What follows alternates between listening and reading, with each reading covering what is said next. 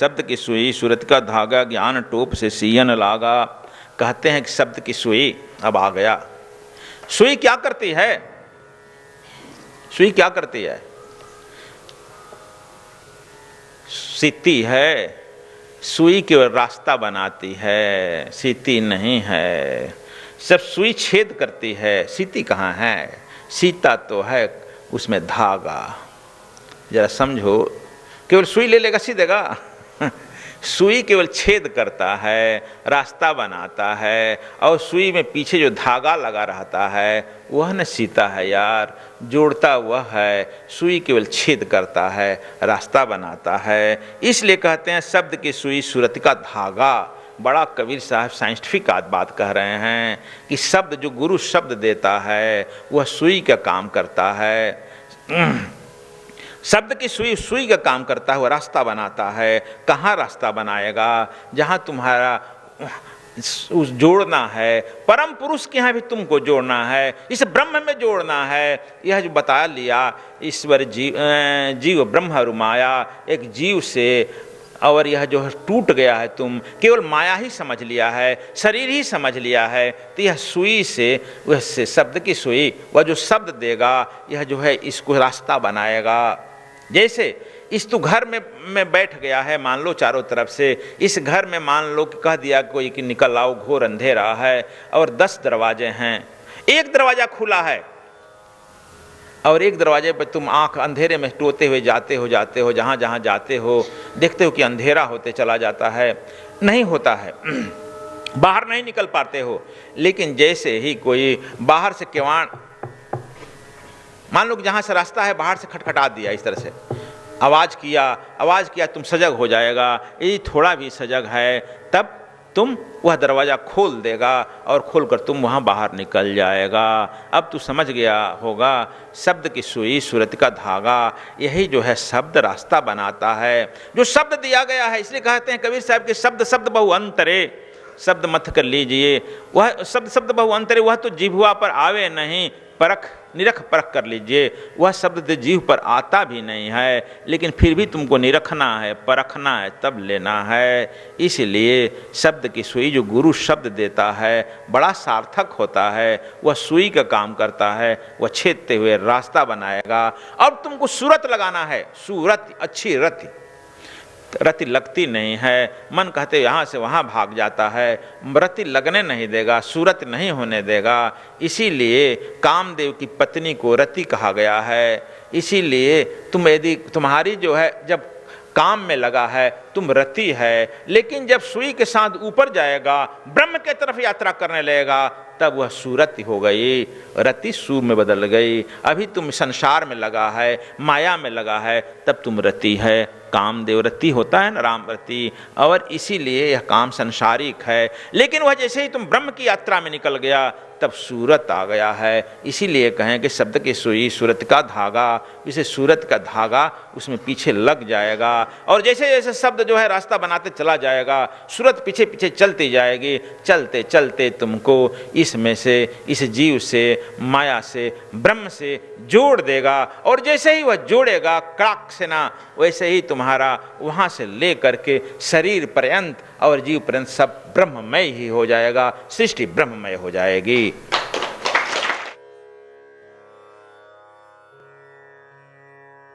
ज्ञान मत कभी खो, ज्ञान मत भूलो, इसलिए ज्ञान गुदरी है, ज्ञान को अडिग रखो। जब ज्ञान का टोप जब चलने लगेगा तब तो तुम है ज्ञान की टोप सीने लगा, तब तुम्हारे सीने की पूरी काम जो है पूरा हो सकता है, पूरा हो जाएगा।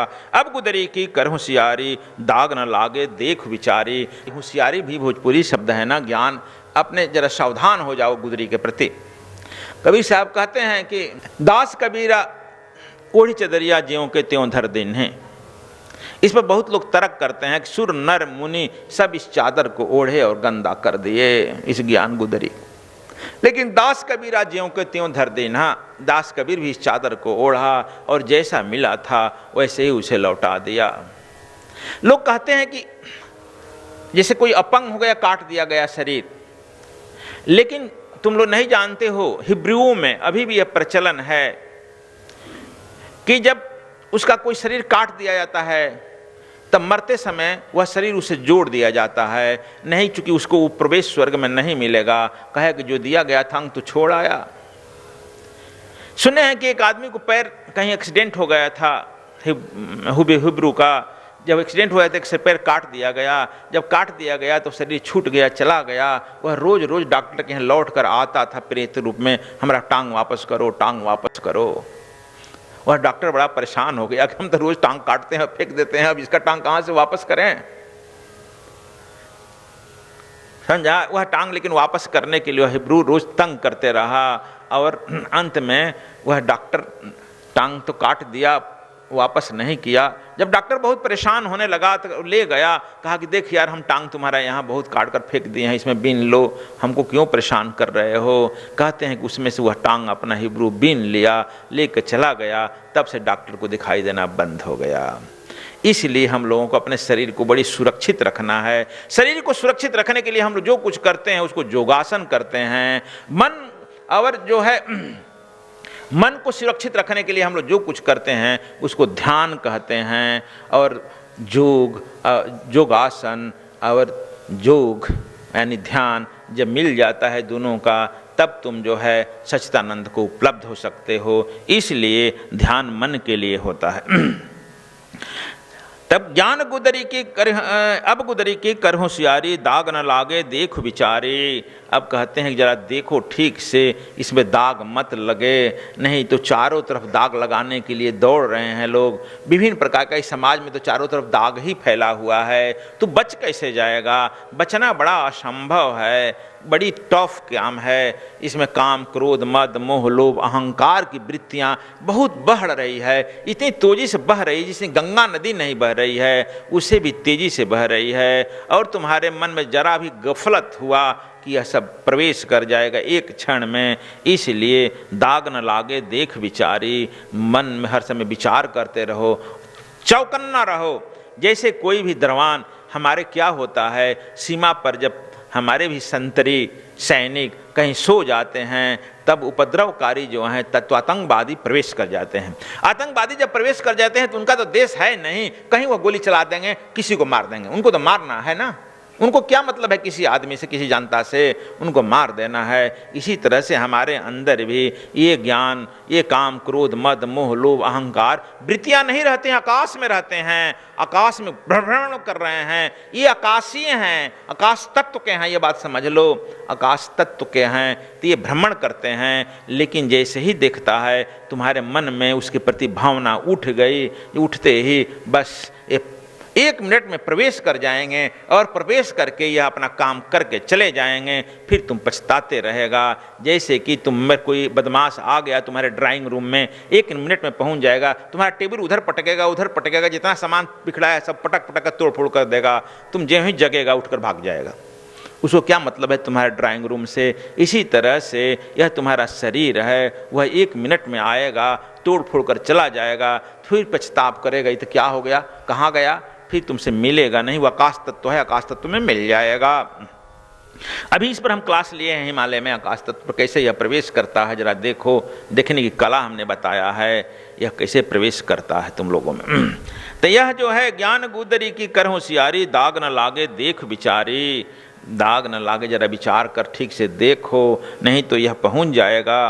कहते हैं कैसे करेगा, सुमत के साबुन सिरजन धोई, कुमत मैल से मैल को डारो खोई। कहते हैं सुमत के साबुन, जिस परिवार में सुमत नहीं है उस परिवार को परमात्मा भी नहीं बचा पाएगा। और जिसके अपने शरीर में सुमत नहीं है, अपने इंद्रियों में सुमत नहीं है, उसका शरीर भी नहीं बच पाएगा। इसके प्रत्येक इंद्रियाएं पांचों आप में मानी को काहू का हटा न मानती। आँख कहती है हम देखेंगे, कान कहता है हम सूंघेंगे, नाक कहता है ऐसे, कान कहता है सुनेंगे, नाक कहता है सूंघेंगे, जीभ कहता है कि हम खाएंगे, और त्वचा कहता है स्पर्श करेंगे। पांचों इंद्रियाएं जो अपने आप में मस्त हैं, और एक कीड़ों में फतिंगों में एक एक दोष रहता है तो हम मारा जाता है। जैसे हिरण में एक हिरण में जो है सुनने की कला रहती है ना, वह मारा जाता है। सर्प भी सुनने में बचता है, बिनते चला आता है। और हाथी स्पर्श की कला से मारी जाती है। साथ ही कीड़े मटोंगे दृष्टि के आँख के चलते मारे जाते हैं। ये तो एक एक इंद्रियाएं उनकी सबल हैं, आदमी में तो 4-5 इंद्रियाएं सबल सशक्त है। अब बताओ, इसके तो भगवाने भरोसे हैं ना। इसलिए कहे कि सूर्य चांद पेवन लागे, गुरु प्रताप से सोवत जागे। यह तो 5 इंद्रियाएं ही सफल है, फिर इसको कैसे बचाएगा? तो कहते हैं कि सुमत के साबुन सृजन धोई। कहता है कि सुमत के साबुन यदि लगा दो, जैसे कपड़ा गंदा है, गंदे कपड़ा में साबुन लगा दो तो साफ हो जाएगा ना। इसमें भी कहते हैं सुमत का साबुन, 5 ज्ञानेंद्रियों में सुमत बनाओ, सामंजस्य बना दो। जब 5 ज्ञानेंद्रियों में सामंजस्य बनाता है, दीक्षा के टाइम हम बताते हैं, तो यही 5 जन शंख हो जाता है। 5 जन शंख जब हुंकार करता है तो कृष्ण जब हुंकार करता है तो सृष्टि हिलने लगती है। इसलिए दीक्षा के टाइम बताते हैं कि 5 ज्ञानेंद्रियों को कैसे आपस में मिला कर रखेगा, तब कैसे तुम इसको सुमत के साबुन से धोएगा। यह भी एक कला है, आर्ट है। जब इसे धोने की विधि सीख गया, फिर तू कहेगा गुरुजी आप कहते हैं कोई बात मानेगा तब ना। एक जगह हम जा रहे थे, कहे कि गुरुजी आप इतना बोलते हैं, कितने लोग बात मानते हैं, है ना? पूछा पंडित तुम। तो हम कहें, एक आदमी पूछ दिया, तो हम कहें कि तुम क्या करता है बच्चा? तो कहा कि हम साबुन बनाने की फैक्ट्री है, साबुन बनाते हैं। अच्छा, साबुन बनाता है, कैसा साबुन है? निरमा। अच्छा, बहुत बड़ा। कहाँ जा रहा है? फलाना बाबा के यहाँ जा रहे हैं। लेकिन बाबा लोगों को बात व्यवहार से कोई फ़ायदा नहीं होता है। तब तक से एक आदमी आया, इसे सुजाबाद के जादव आ रहा था, बड़ा मैला कुचैला पहना था। हम कहने क्यों जी? दंड प्रणाम किया कि मैला कुचैला क्यों पहन रहा है, तो क्या करें? कहे उस साबुन वाला कि भाई तू निरमा साबुन बनाता है, आखिर साबुन क्या बनाता है कि मैला कुचैला पहना है? तो कहा कि स्वामी जी जिसका स्वभाव जो है वह छूटेगा। अब साबुन तो इसके हम घर पर जाकर देंगे नहीं, या इसके कपड़े में तो लगाएंगे नहीं। पूरे मार्केट में साबुन बिकता है, खरीदे, ले आवे, साफ करे, पहने, तब ना होगा साफ। कहने ठीक कहा। उसी तरह से हम लोग भी तैयार दुकान खोल दिए हैं, ज्ञान गुदड़ी को साफ करने की विधि बता देते हैं। अब जिसको जो इच्छा होगी कि सुमत का साबुन लगा ले, उसको साफ कर ले, चकाचक चल दे। अब तो हमारा कहना ही ना काम है बेटा। तब कहा कि अरे गुरुजी हमरे को उत्तर दे दिए। कहाँ से दे बताओ, तुम ही तो मिल गया। अब समझ गया, हम लोग कहते जा रहे हैं, लेकिन अब तुम्हारी ही इच्छा न करती है कि साबुन ले लेगा। वह तो पैसा पर दे के साबुन दुकान से खरीदना पड़ रहा है, हम बिना पैसा के साबुन दे रहे हैं। यह ले लो, सुमत के साबुन ले करके अपना साफ करो। कुमत मैल को डारो खोई। यह कुमत जो है, 5 ज्ञानेंद्रियां आपस में जो कुमत फैली हुई है, दुर्व्यवहार फैला हुआ है, इसको साफ कर दो, डार दो, तुम जो है चकाचक हो जाएगा। एक बार जब साफ करने की कला जान जाएगा तो ज़्यादा उम्मीद है कि वह तुम्हें धीरे धीरे वह गंदा होना ही कम हो जाएगा। धीरे धीरे गंदगी चढ़ेगी ही नहीं। और जब ठीक ठीक सजग रहेगा, प्रहरी ठीक रहेगा, चौकन्ना ठीक रहेगा बॉर्डर लाइन पर, तब तुम्हारा कोई आतंकवादी इसमें प्रवेश नहीं कर सकता है। इसलिए एक बार साफ करने के बाद सजग रहो, चौकन्ना रहो, कौन इसमें प्रवेश करता है। 9 द्वारे का यह दरवाजा, 10 द्वारे का यह पिंजरा, तामे रहे चौक। यह 10 द्वार है इसमें यार, 10 द्वार खुला हुआ है,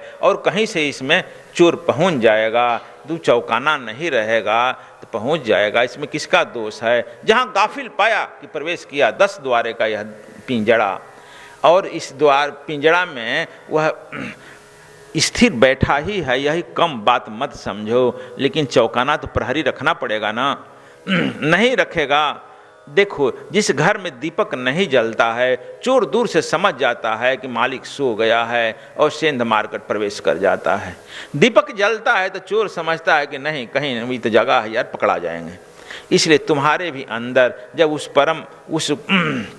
नाम का दीपक जलता रहेगा, उस ज्ञान का दीपक जलता रहेगा, उस सुमिरन का दीपक जानता रहेगा, जो सुमिरन तुमको बताया गया है, अजपा जाप का जो है दीपक जलता रहेगा, तब ये चोर आकाश में जो बैठे हैं, ये आकाशीय चोर हैं ना, ये भी देखते रहते हैं, यार इसके अंदर दीपक तो जल रहा है, हम गए तो पकड़ा जाएंगे, फिर पिटा जाएंगे। समझ गया? ये भी पिटाने से डरते हैं, पकड़ा जाएंगे फिर जेल चले जाएंगे, और डरते हैं। इसलिए तुम जो है प्रहरा चौकन्ना रहो, और जब चौकन्ना रहेगा तो ये तुम्हारा कुछ बिगाड़ेंगे नहीं।